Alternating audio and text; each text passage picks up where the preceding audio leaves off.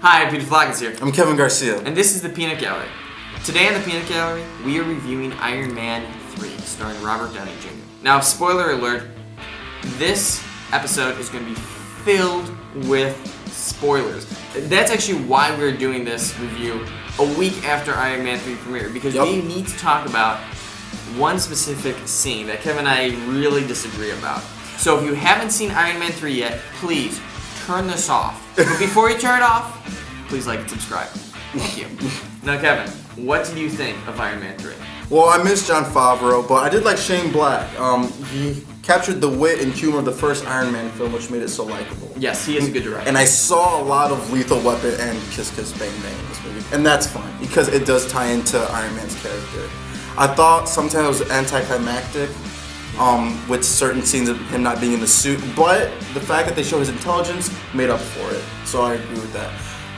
Problem was, I wanted to see more of his drug and alcohol abuse, which they really focused on in the comics, and how that really haunted him and he got his inner demons. Yes, he had post-traumatic stress because he did come from a wormhole in Avengers, and that can really conflict what's going on with him. So they did that pretty well, but I wanted to see a little bit more realism in how he dealt with his drug and alcohol, because that's what he used after the Avengers in the comics, because that's how he took his mind off things. That's an interesting point. In Avengers, you always see him with a drink. Always. That's a very interesting point. So I wanted to see how he dealt with that. And it would have been interesting to see that. And then the Mandarin. So in the film, the Mandarin is played by Ben Kingsley. Turns out he's a fake. He's an actor. Spoiler alert. It's not the Mandarin that we see in the comics. I hate it. I'm upset because I'm watching this and then I see oh right, we get to finally see the Mandarin and he's drinking a Dr. Pepper.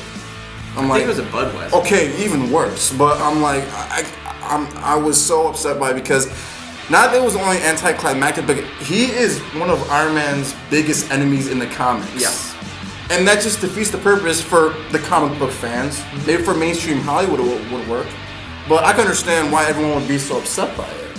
So that really threw me off. And after that I was like, Guy Pearce wasn't as intimidating to even close as the Mandarin. Because they set it up so well when he was on TV, all the terrorist attacks. I'm like, this guy's going to be menacing. And he's not by any means. So I was kind of upset. But Peter, Yeah, see, I'm going to have to disagree with you on the Mandarin. I watched the 90s Iron Man when it was when I was a little kid. And I don't know, I was okay with it. I was, because I really enjoyed Ben Kingsley. And I felt that he was having the time of his life in this. He looked like he was just enjoying himself.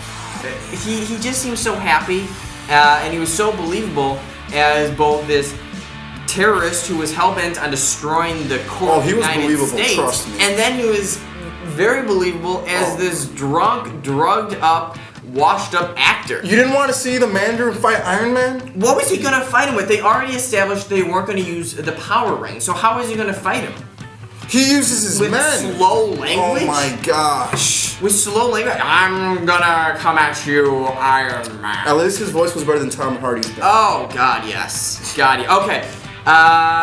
But enough of that. What I really had a problem with this was that there was no the music was completely different. I really enjoyed with the first Iron Man 1 and Iron Man 2 was the fact that you had AC/DC, you had Ozzy Osbourne. Now, I'm not that big of a fan of Ozzy Osbourne or really AC/DC. But it goes with Stark's personality. Yes, with his character.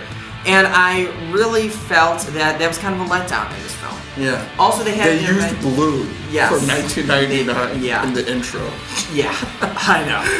But what going back to Avengers, they used AC/DC in Avengers when he comes in. And Black Sabbath. Yes, and Black Sabbath. Yeah. And also another thing with the drinking problem in Avengers. Yeah. And in this film, you don't have the correct music or do have the drinking problem. His ethos is completely different.